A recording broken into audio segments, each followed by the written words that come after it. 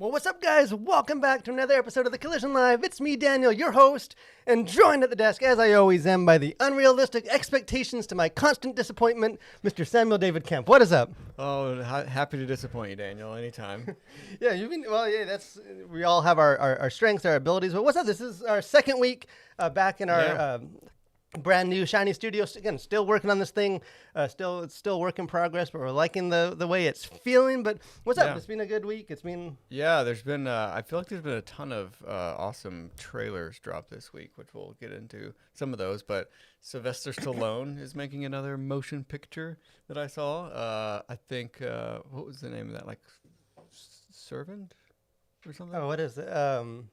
I don't remember either. I forget what it is, but he's like a superhero, so that's kind of cool. And he's like a gnarly old guy, like on the streets. So that's exciting. He's sort of my spirit animal, if in personality, if not in body. But again, this school starts back for my kids tomorrow. So hallelujah! It's back into kind of the grind of life. Always stuff going on in pop culture. Always interesting things. So I want to welcome you guys.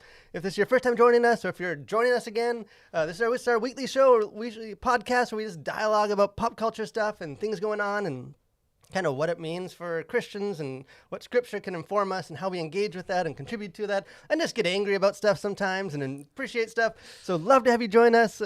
Encourage you, let us know your thoughts in the comments section. Join the conversation, especially as we get into some of the topics and stuff. We'd love to just dialogue with you. If there's something else going on in culture that you wanted us to get into, to chew on, we'd love to do that. But before we get into our first topic, we do want to, as much as I enjoy sharing this desk with you, Sam, every week, we have a good time. I do want to introduce some other members of our crew. Some of them you're familiar with, some of them are not. Let's see if this works. We can throw it over to our crew. There they are. So we have Steven working the computer. We got Joni doing her magic back there. So we're excited to bring them into more conversations. The ever talkative Joni and Steven. So we have pulled Joni onto the desk for one of our live streams before, but now you get to see them in action doing their magic. So we're excited to have them pull them into the conversation, get some different perspectives. Let me and Sam know why we're wrong. But speaking of conversations and stuff, let's start with our first segment of our show. We have Cultural Conversations.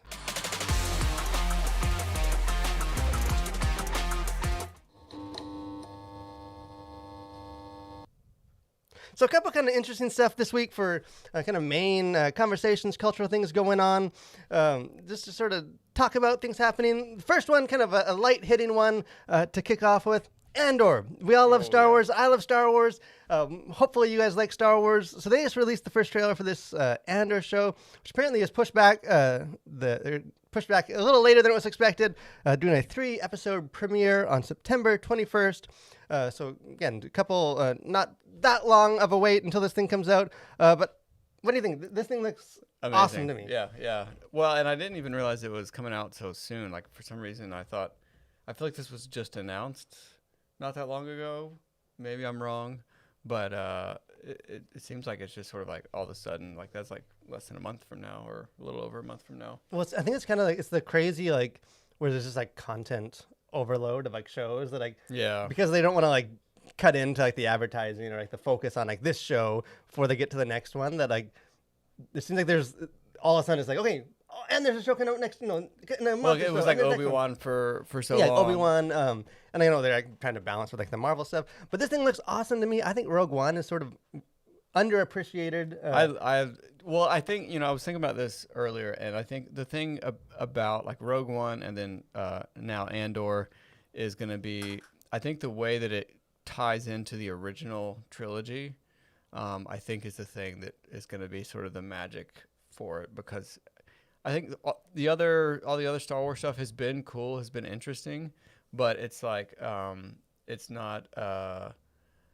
it's not like, it doesn't capture that nostalgia, I don't think, of like the original. And so I think this sort of like the behind the scenes of like how the rebels, get the plans for the Death Star and stuff, like I find that super fascinating. And it's just sort of back to some of that like classic like rebels are the good guys, Imperials are the bad guys. Like it's a little more simplistic than some of the. Like, I know it is a little more like the rebellion is also doing some shady stuff, and it's not all roses like you thought as a kid. So there is maybe some of that, but we were even talking about this before we went live on our live stream. Like like all the new technology and stuff for like the other Star Wars shows that we all praise, like how cool it looked, all the screens and stuff. Like apparently this show is like all practical sets. They're not using that technology, and it looks. It's sort of a reminder of like, oh wait, this does look way better when you actually make stuff. Yeah, well, and I think like if you look at Dune, and like that's like almost all practical, and like it just looks so good. Compared, I think there's maybe just like a, I don't know, like a shininess or like a glossiness to all the stuffs that are done in like those LED rooms where like everything is practically digital. And I think this is a great reminder that like no, practical effects are where it's at. And I started watching the Light and Magic documentary, which sort of details ILM. Like all like the sets and like the from like the original. So back in the 70s, all the sets and like miniatures and all the model designs and stuff, and it was all practical. Like there were no special effects really. Like it's almost like you don't realize like how much better it looks until you like are reminded. How much better. Oh yeah, it looks really good. What about the crew? What are you guys excited? I don't know if you guys are big Star Wars fans or what. Are you guys excited for this? Have you seen the trailer? You might kill me, but I actually have not. I have never even heard of it until now. So we're excited next week to introduce our new technician behind the scenes here at the Collision. We are taking applications. You can submit those to the Collision at thecollision.org. We still have some work to do to enlighten. But speaking of enlighten, things to work through. Kind of our next topic, maybe a little more something that Christians need to kind of work through, and I think maybe more like telling about the culture that we live in today. And it's just sort of what I would call our dumb story of the week. So we'll definitely have thoughts on this, but sort of this whole like Hulu ads controversy that's sort of been like this unfolding saga over the last week or two. But about a week ago, the boycott Hulu hashtag was trending, and one of the big trending topics on social media. Again, people are boycotting entertainment things all the time, so that's not necessarily new. But so I was kind of looking in, like, what was it? Was there a show? What was offensive? Well, apparently the boycott Hulu hashtag was inspired by the fact that Hulu had the audacity to have a policy to not show political ads in its service. They had rejected some ads submitted that were specifically focused on kind of like pro-abortion, and kind of gun control stuff. So people got mad about this because, hey, it's the internet. People get mad about stuff. And kind of one of the, some of the politicians kind of weighed in. And here's sort of their quote. It says, Hulu's censorship of the truth is outrageous and offensive. Hulu is doing a huge disservice to the American people. Well, apparently enough people got mad about this thing. Enough people wanted, hey, give us our political ads in our entertainment. So Hulu did change its position and has announced, hey, they will now be allowing ads across their programming, specifically kind of political ads. So let's just throw this over to you. I'm sure you'll have a few thoughts, Sam. Like, what's the ratio to you of like good content and shows and like the appropriate amount of like political ads? Well, I would say like for every one good show, you should have 0 political ads. I don't know, like we were talking about this before we went live, and I just think this is one of the like absolute like most backwards and dumb things ever. Because it's like, when have like consumers or people like lobbied to have more commercials, like more ads? Like never in the history of like ads have people asked to have more ads. And I think this is a great example of sort of the new religion that has sort of taken over, let's call it progressives or sort of left-wing things. Is it's like our religion and our orthodoxy is that we must, show the wickedness of the other side by these ads. And so you end up aligning yourself with like political campaigns, lobbying groups, trying to force more ads down the throats of yourself and others. And it's like the most ridiculous thing. And I think it's just very telling of sort of the new orthodoxy and the religion. Yeah, because I think it's also like telling, at least to me, of like just the continual like mashing together of like politics and entertainment, right? Yeah. Like I think for most people when they turn on like Hulu, it's because they're like sort of this like escapism of like, Yeah. hey, let's just watch the world. There's a lot of stuff going on, a lot of serious stuff we should be thinking through and issues to talk through. But hey, I want to watch some crime drama, or I want to watch some like fantasy show or some like rom-com, like, you know. And political ads are the dumbest ads, I think. Yeah, and like because like even on like you can tell like a campaign is ramping up, like because I'll watch YouTube a lot, and you start seeing like whatever the state senators are, and it's just like it's always just the most terrible, and I just like cringe until I can skip to the whatever I'm watching, and it's the worst. I think political ads are the worst. Yeah, and again, Monty in the chat says, a private company choosing what it wants to show is not censorship. And censorship's just become like this buzzword of like, if you don't like, proclaim my gospel, then like, then you're censoring. And the thing is like, they weren't censoring, or they weren't like refusing like just specific. It was just political ads, like both sides of the political spectrum. Yeah. Hey, let's just have entertainment. But I do think it's become so much more of like, entertainment. Like we need politics. Like, entertainment's become this like vehicle, or like these platforms have become more and more this like vehicle to like, the shows need to like kind of infuse it with real world issues. And like, we talked about that in previous weeks of a lot of groups like, kind of pushing for like the way that like guns are portrayed, or like the way, like, or abortions, like people pushing to have more of that normalized in these shows. Like this expectation that like entertainment, and like I feel like making the political ads is like the extension of that. But like, I don't know, I tweeted this out when this thing dropped, but like I feel like anyone that's like, sitting watching a show and like wishing that there'd be more political ads and like upset enough to like boycott a streaming platform, like need to like go for a walk, or like and I think sewing or something. Yeah, anything. Just step outside for 2 seconds.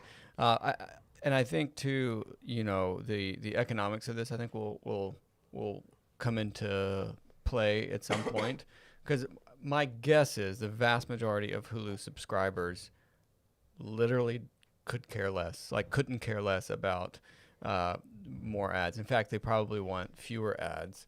And so I think like, and I don't know like if they're going to start, dropping their subscriptions or whatever, but I think like I just can't imagine there's going to be a majority or even close to half of like Hulu subscribers are on board with like more political ads or political ads at all. And so I think it'll be interesting to see like in a quarter or two when, Hulu has to report earnings and all that stuff, like what's really going to happen here. And the flip side of that is the other reason I think, like, because I think it's a dumb move on Hulu's part to do this, because I just find it so short-sighted and sort of playing to the loudest, the squeakiest wheel. But I think the other thing too is like, it's not because they care about these policies. It's because like political ads pay the most amount of money. Like just gobs of money is spent on political ads. And I think it's like, well, that's some easy cash for Hulu. And it's like, they're going to pay the most out of any other company to promote whatever it is they want to. And so, and I think even just like the social cred of like I would guess like for a company like Hulu, like probably most of like the people involved, or like the management, like probably agree with the political ads. Yeah. Like, it's not like they're like standing against. It's just the like, but you got to stand up. It's one thing to agree with it, but like you got to be like public about it. And so I don't know. Let us know. Well, I think what'll be interesting, and we'll let this go. We'll stop kicking this dead horse. But I think like it'll be interesting when there's like the first like pro-life ad, or if there's like an NRA ad that comes on Hulu. Like let's circle back with these folks who pushed to have political ads, and let's just see what happens when like they start seeing a bunch of NRA ads or pro-life ads. You end up just like canceling each other out, and then you're back to square one. Which is like, except now instead of like SpaghettiOs or something, you get like some politician like lecturing you and interrupting your show. So I don't know. Let us know if you guys like a good hefty dose of political ads interrupting your content, or if you'd maybe just rather escape into it and not have to deal with the horrible stuff of the real world. But kind of almost related, as far as like sort of the power, I guess, of like social media and outrage to like to control things. This is another one that, again, this is just like still, just I think yesterday some more news about this came out. But Beyonce probably what top 5 as far as just like powerful entertainment figures like in the world. Like she, she's the queen. She's her records do crazy. She super influential. But she's been in the news lately, getting some pushback. So here's an article. This is from to sort of lay out sort of what the controversy of this is. This is a thing I pulled from Variety magazine. But it says this. It says Beyonce's 7th studio album, Renaissance, debuted July 29th to universal acclaim. But one lyric in the song, Heated, left many listeners outraged on social media. The song includes the word spaz during a verse in which Beyonce sings, spazzing on that bleep, spaz on that bleep. In the medical field, spastic refers to a disability that makes it difficult for people to control their muscles, especially in their arms and legs. The singer's team confirmed to Variety that the lyric will be removed. The word was not used intentionally in a harmful way, will be replaced, a statement from Beyonce's team reads. The lyric was criticized as ableist and offensive on social media, and it even inspired an essay published on The Guardian. So this sort of whole thing, again, I just find this so, again, I'm not Beyonce's not on my like regular rotation of like songs I listen to in the car. She's not quite metal enough for me, so I'm not invested necessarily. What if Beyonce did a metal album? Hey, then maybe I would be a little more. And she's talented. She probably could do a metal album. But I find this just completely fascinating in several ways, because I think it's so telling of sort of where we are as like a culture and a society, that like you have like one of the most powerful entertainers like in the world, like editing her art like in real time to appease sort of the masses. And there's another a tweet that I came that sort of completes the circle. Then we can kind of get into what we think about this. But this is sort of one of the responses that was included in the article, the Variety article, sort of, or the Guardian article that was complained about. It says, "Bleep you, Beyonce. You should be a role model, not making money from the lazy use of derogatory language. Shame on you." And again, to me, I just find that like it's like a sketch almost. Like it's the humor, like the jokes tell themselves. It's sort of using rude language and stuff to like enforce someone to not use like rude or derogatory stuff. It's like your curses on you. How dare you use pox upon your house? How dare you not be more tolerant of people? You blankety blank. So what do you think of it? Is this? Yeah, I mean, it is ridiculous. And again, it's sort of like we're living in the upside down world once again. And I think it fits nicely into the whole Hulu political ad controversy, because it's this religion, this orthodoxy that keeps being sort of cropping up when it comes to some of these things. And it's just like, I don't think the masses had any care about this. And that opening line of the Variety article where it's like, universal acclaim except for one lyric, which is just like that is such a profound image of where we are as a society. It's like, you're a fantastic artist except for this one brush stroke. Like, that's what I have a problem with. And like, if you could correct that, then you'll remain the GOAT in my life, in a sense. But it's like the audacity of people to sort of play this, Orthodox priest role, to be like, well, you're pretty good, but there's this lyric that I have a problem with that's not even used, I don't think, because that is and again, I'll be honest, like I didn't know that this was even considered at least growing up as like a teenager or whatever. This was sort of one of those like, you're a spaz. Like, this is something that we said. It was like, it was not meant. It was just like a whatever joking insult. So I don't know that that this word had any kind of controversy. But like, at least to make it, when you look at the lyrics, like it is very clear, like in a very like gratuitous, like profane way. Like, she used it correctly. Let's be honest. Sort of like she's obviously talking about something, some sexual content, not like a disability or anything. Again, but it's just the idea that like it almost reminds me of like this is a while, probably a year ago, where like some teacher got fired because he used a word that wasn't like a derogatory word, but it sounded like one, and like people got offended because it came close. And like, to me, that's sort of what this is. It's like, okay, like I'm on board with like, hey, if this word is offensive and to this community, like we won't use it in that way. Like, I'm happy to learn that kind of stuff. But the idea that like this is a word that can mean many things, and it doesn't mean that here. And even the irony of coming at this as like a Christian is like the lyrics, like there's some other lyrics in this song. Like I was grooving to this, do my research, grooving out to some Beyonce. Like, there are other lyrics in here that like are, you know, maybe should be more of an issue than this. Yeah, you know, like there's, and even in just you know, in maybe hip hop and R&B in general, like there's a lot of lyrics that could be considered derogatory of women in general, for example. But it's like you don't hear people like going like, well, let's cancel all this music because like you put down women. It's like, no, like it's certainly art, and it's like that's the artist expressing, you know, whatever emotion or feeling they have. And it's like the idea that there's some like, you know, word police, language police coming around saying like, you know, you can't do that. And again, it's sad that someone like Beyonce feels like she needs to appease this, because again, like I'm sure it's not like the vast majority. It's like some sort of keyboard warrior type person who wants to like get some kudos and credit online by saying, hey, like, you know, great and all, like sure, Beyonce's the greatest of all time, but what about this lyric? You know, like, you know, in certain medical, you know, professionals, this could be, it's like who is this person, and why is that even an issue? It's a total non-issue.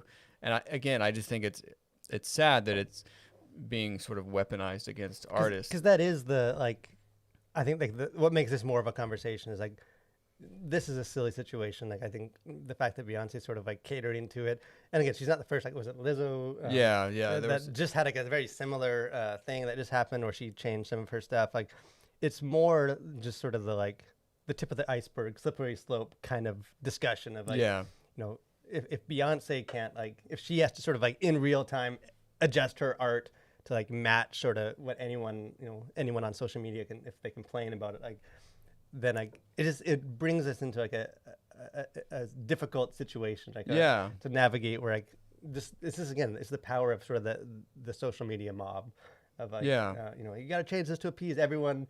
And again, everyone wants to sort of play that card and have people kind of cater to them. And like, well, and again, I think it's this idea that the people who don't have any power outside of like calling out some popular person, it's like, whoever like either wrote this or whoever kind of got this started, like you could pretty much bet that like they're sort of a nobody, but because they can sort of like nitpick at somebody who is somebody, then that sort of reverses, you know, they feel maybe powerless in their own life. And so it's like, well, I'm going to go like find a flaw or something to make an issue in this other person who's experiencing wild success so that I can feel in some way superior to them. And it's just a gross thing to do, I think. And again, it is the tip of the iceberg, because it's like, so surely like Lizzo and Beyonce can see where this will go. Like it's not going to stop at like medical terminology, you know, used out of context. So it's like, surely they would see that this is not going to end well for anyone in the arts or creative industries. Yeah, maybe it's tinfoil hat again of me, but I think this also leads down the road of like editing existing songs and movies and things to kind of appease. Hey, we didn't know then that this was bad, or it wasn't bad back then, but now it is. So we got to change that. So definitely let us know. I think it is a topic that is relevant to Christians. It is something that's going to affect the culture a lot, and the entertainment, and just sort of, I guess, the power play and dynamics of just sort of social media. So let us know if you're bothered by this, or hey, maybe we're overreacting to this and it's no big deal. But hey, I think it is a big deal. But speaking of a big deal, I know it's probably your favorite segment. I know it's Sam's favorite segment that we do here at the Collision Live. We have Host Corner.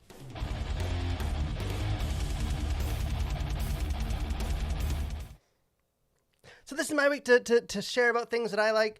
And in some ways, actually, it's sort of consistent with what we've sort of been talking about, and it's kind of a two-part host corner. The first one is that objectively there's absolutely nothing on God's created earth worse than book covers that use like movie adaptation tie-ins. And we'll get to why in a second why that is relevant. But this is a thing that's just been kind of going out in my Tolkien-y, nerdy sphere of social media. The audiobooks, you can see on, if you're watching the live stream video version, you have two different versions. They have two different narrators that have done these audiobooks and recorded them. Both good. Andy Serkis, voice of Gollum, did the new one, and then there's sort of the original one that's been around forever. Nice covers from some Tolkien artists. I'm going to throw the next cover up on the screen. Now you see these are the same two books with a different cover. The same cover, even though they're different audiobooks. This is the new kind of upcoming Rings of Power show adaptation tie-in, which is this. Again, very few things about Lord of the Rings make me cringe. But if you're familiar with like the lore, like, the characters of the show has no real overlap with the Lord of the Rings. The character on the cover of these new Lord of the Rings audiobooks is not even in or relevant to Lord of the Rings. But because we live in like a digital world where companies can kind of change things and you don't really own things. Now if you already owned this audiobook for years, the cover is an adaptation. They're changing it before your eyes, which again, I think it should be illegal or outlawed. But what do you think about this? Is this, because I think, again, this is another one that it just, at least to me, brings up like the queasiness of like physical media and like digital. Like, do you own it? Or can I think this kind of ties in nicely with everything else that we've talked about for the last like week or so about going in and changing digital assets, after the fact. Like we talked about Stranger Things, how they like edited a scene out in like the first season. I think even like with Beyonce and Lizzo changing lyrics in real time and updating that because everything's in the cloud and it can all be changed. And even this, because I actually just recently started listening to Lord of the Rings, The Fellowship of the Ring. Is it the new tie-in cover edition? It is, and I thought that was odd. I was like, this doesn't look like, because I was like looking at it on the app, and I was like, this looks like newer or different or something.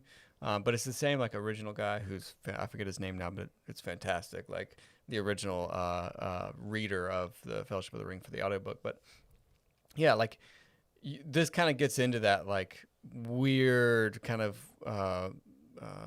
unsettling realm of like, if they can change this, like what else are they going to change? What, they're under no obligation to tell you about certain changes. And because here's the thing, I guess like audio or like adaptation tie-ins like are just the worst. Like I am snobby enough to like, I don't think I have a single book in my library that has like a movie picture of it. Yeah, like, it's like now a major motion picture. Yeah, now a major motion picture, and it's like not related, and that's some way worse adaptation. So like I knew that they came up with the physical copies of these covers, and like I was like, hey, those are dumb, but I definitely won't buy those. But whatever, they're out there. Yeah. But when it gets to like the digital stuff, where it's like, hey, I bought this like 3 years ago, and now it gets different, and obviously like the book's the same. It's just the cover. Yeah. But it's just sort of this like for now. But it's like this thing that you bought and owned now is like become like a marketing tool to like get you excited for this show that obviously people probably. So I think it's silly. But let me know if you guys think of, are you with me that adaptations, changing book covers, like especially like the classic books, even worse, like when they Jane Austen book and they have like some new one of the dumb like Hulu adaptations like that's on the cover. Like it's sacrilegious. It's blasphemy. It is. It's downright sinful. But tell us how you really feel. But I do feel better to get that off my chest. But let's jump into kind of sort of our main topic here for this episode. I encourage you guys, if you guys are watching us live, join us. Let us know your thoughts in the comments as we get into this. But this is it's kind of in some ways tying into like the new secret like a Pets movie. The DC thing just hit theaters, and people have been kind of talking about some of the superheroes and stuff.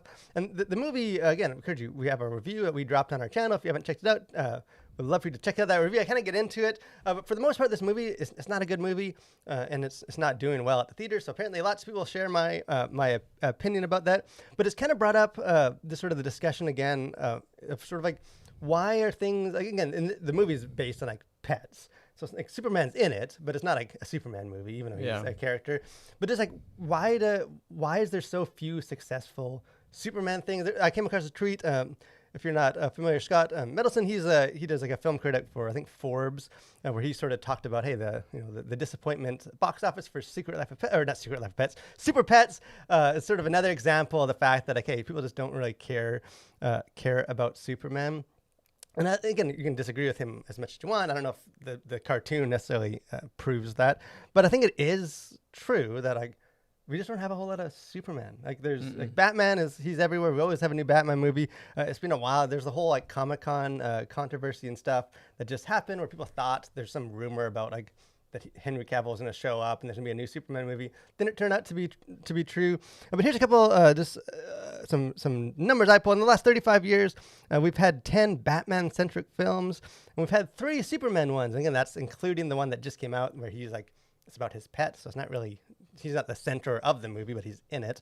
So why do you think that is? Like, what is it about Superman that he is sort of like the superhero? Like, like that's the joke about like wearing like Superman underwear. Like everyone grows up loving Superman. Yeah. But it just seems like he's completely disappeared from like the public consciousness. Like, yeah, I mean, I wonder if this is sort of something that goes in cycles where, we like idealism and sort of optimism and, reaching for that which is maybe a little bit out of reach for a while. And then we like to have art that's more real and raw and like a bit more jaded and maybe even cynical.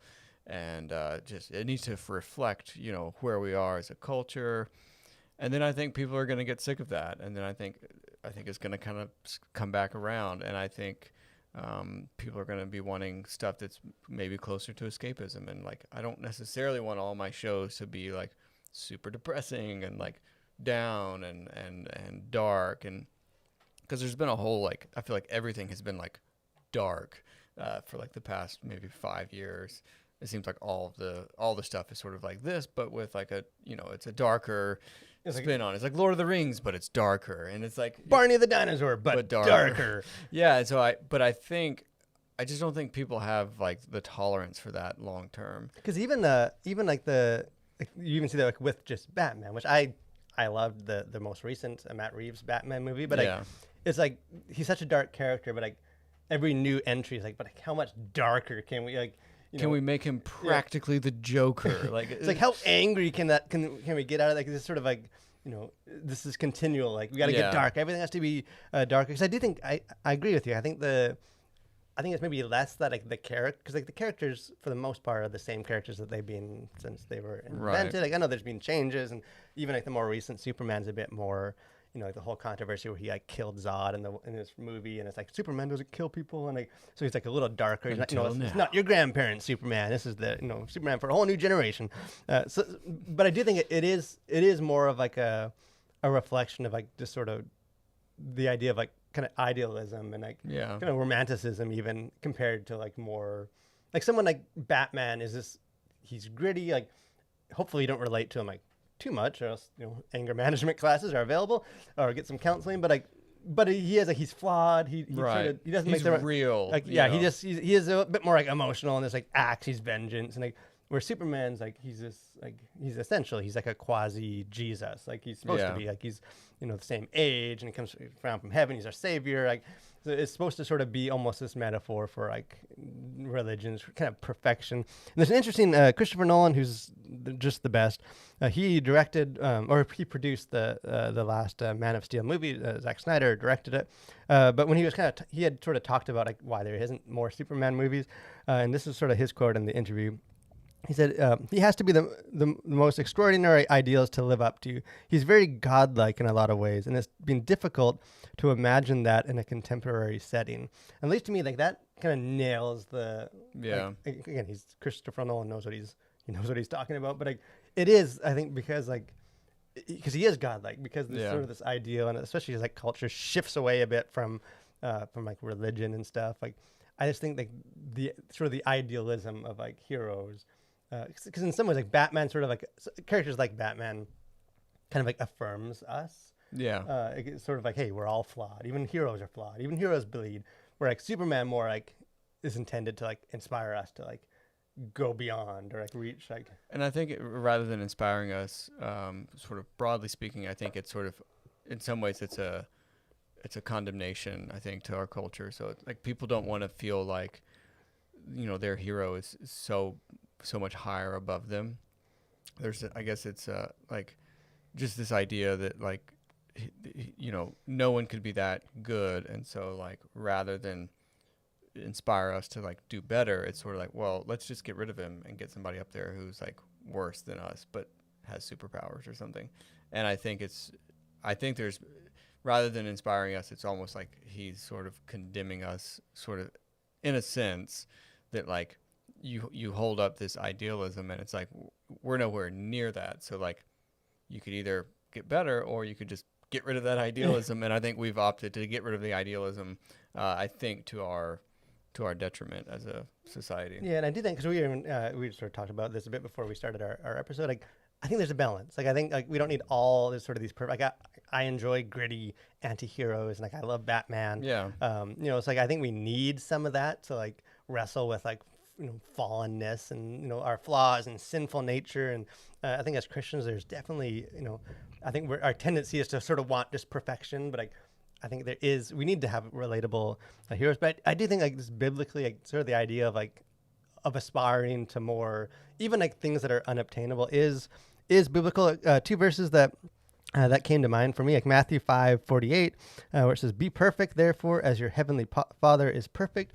Obviously, Christians, until we get to heaven, can't be perfect, but just sort of this idea, hey, strive for kind of for perfection, to be better. Strive for this like this ideal that God represents. And then even Paul, where it says, you are to when he's telling the church in Corinth, said, "You are to imitate me just as I imitate Christ." And I found a funny meme about this. Here, this thing spoke to me, sort of this idea of like imitating that, like, hey, we can't even really aspire to be like Paul, sort of this like super Christian, and even Paul himself is sort of so much a mere like echo of sort of trying to reflect Christ, but sort of the idea that like this isn't wrong, like that it's not the fact that like we're trying to be perfect, or, like, trying to imitate something that's idealistic and like that we won't obtain, like that's biblical. Like that, it doesn't mean you don't try. It doesn't mean like, well, I can't ever be like Paul. I definitely can't be like Jesus. So it was to sort of be, me or whatever. Yeah, and I think you see sort of like these cycles of culture, and I think as there's been more and more movies that are sort of affirming of every vice or problem, I think there is a hunger to have some idealism put up there, something to strive for. And I think maybe one example of that would just be sort of the popularity of a person like Jordan Peterson, who is saying things like clean your room, or just setting a bar somewhere other than the ground. Like I think most people want that, but I think we've kind of been spoon fed a lot of like just nothing that's just sort of like, oh, just you be you and live your life and it's all okay, and your heroes are people too, and they're nothing to aspire to, they just happen to have superpowers, and so I think there will be sort of a return to some of that. I think probably sooner rather than later, especially as like the world around us seems to get more chaotic and darker in reality. I think people are going to want to escape to something that's a little less reality based. And I think the perfect example of that, as I've started listening to The Fellowship of the Ring again, is Lord of the Rings, because I feel like they strike that balance between, or Tolkien strikes that balance between having sort of these hero figures, but they're flawed, but they're still striving towards something that's noble. They're not they're like heroic. They're just they make mistakes. And I agree in the comments. It says superhero films today are generally dark or funny. Kind of earnest seriousness doesn't get shown very much, and that Top Gun kind of gave us an example of the latter. And again, he says Thor 4 is sort of like a mockery of the. I do think that's true. Like it's sort of like you either have like this real dark, flawed heroes or bad people too, or like the ones that are a little more positive, like Thor. Like he's not really a heroic character. Like, he's almost like a joke. It's almost like there's like this like. I don't know, like this lack of like confidence to just show like sort of this like earnest trying to be heroic. It's like if we're gonna show like a real good character, then we need to kind of make it just real goofy and like, we're not taking this. We know this isn't the real world. Like this is real serious. But I don't know. I do think there is sort of I do think there will be kind of a return to more of like, hey, we need noble heroes. We need people to aspire to beyond just characters that are like just as bad and stuff as we are, and we can all, we don't need to change. And I think even just like the whole Comic-Con like desire for like another Superman movie is maybe like some of the start of that for kind of moving in that direction. But kind of final thoughts here, things going on to let you know about for here at the Collision. I would let you know, again, our DC League of Super Pets. We have our review up on the channel, so I encourage you to check that out. Also have a new review, which will actually be dropping tomorrow. This is an Apple original film called Luck. I had the chance to see this movie early. The embargo doesn't drop till tomorrow, so I don't think I can say anything really about it, but I really enjoyed this movie. It's really good. So again, I think we'll have our review out tomorrow morning, so check that out. But hey, any other things going on with? Well, I'll just leave you with a quote that stuck out to me this week from the great John Milton. And it says, "How oft in nations gone corrupt and by their own devices brought down to servitude, that man chooses bondage before liberty, bondage with ease before strenuous liberty." And I feel like that's just so applicable to where we are in society. So hey, Sam's dropping some classical wisdom on you. It's hard to have the last word after that, but hey, I'll take the last word anyways. And thank you guys for joining us. Thank the crew. We'll be adding them in throughout in future shows and kind of getting them more involved as we get going. So excited to have that. But excited you guys have joined us. Encourage you guys, join us next week every Tuesday at noon. There's always stuff to talk about, always new things that we need to kind of dialogue and kind of look at through the lens of Scripture. So I'd love to have you join with us and kind of talk about that with us. If you haven't done so, subscribe to our channel, like the video, subscribe to the podcast, all that stuff. Join with what we're doing. But thanks for watching, guys. Stay safe and continue to collide through the world for Christ.